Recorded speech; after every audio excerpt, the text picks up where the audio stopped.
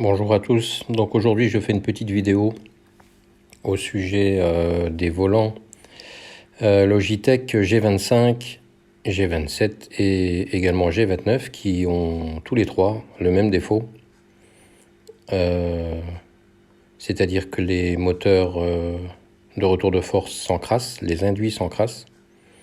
Il y a une accumulation de particules d'usure des balais qui se mettent entre les rainures de l'induit. Ça finit par faire un peu court-circuit. Donc au lieu de mesurer 30 ohms entre les deux balais, on finit par mesurer 15 ohms, voire moins, ce qui augmente le courant dans les circuits.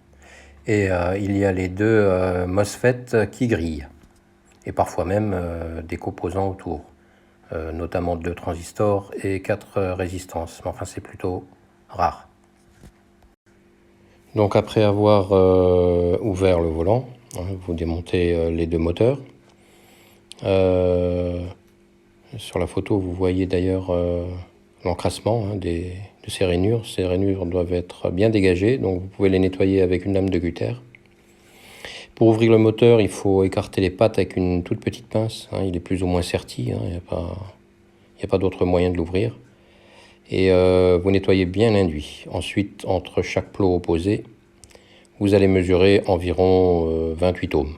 Ouais, ça sera très bien. Quand ils sont encrassés, on mesure plutôt 15 ohms. Là, c'est dangereux pour les circuits. Sur cette image, vous voyez les deux MOSFET qu'il va falloir remplacer. Les références seront en commentaire de la vidéo, si vous voulez les commander. Donc pour démonter les MOSFET, j'ai choisi de couper les pattes avec une toute petite pince coupante. Voilà, une fois qu'il est déposé, vous pouvez nettoyer le circuit imprimé avec de la tresse à dessouder. Vous absorbez bien le résidu d'étain et les petits morceaux de pâte qui restent, il faut que ce soit bien propre.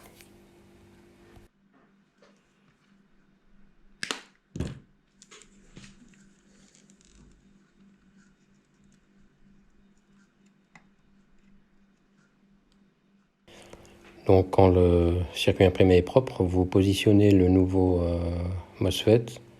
Donc attention, il y en a deux, c'est deux références différentes, elles ont un sens. Il y a le pin de la patte numéro 1, enfin je vous passe les détails, je pense que si vous en êtes là, c'est que vous savez tout ça.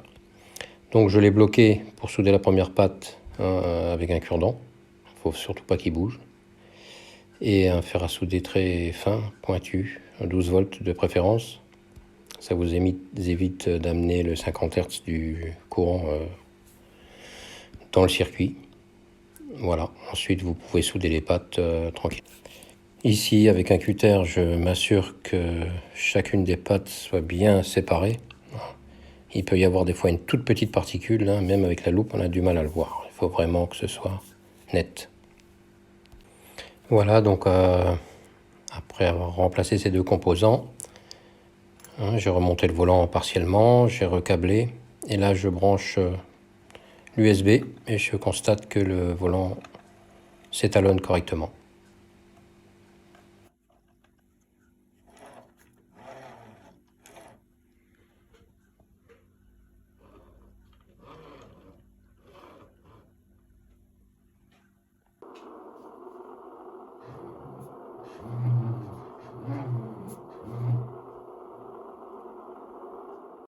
Donc en début de vidéo, j'ai oublié de vous parler du symptôme en fait.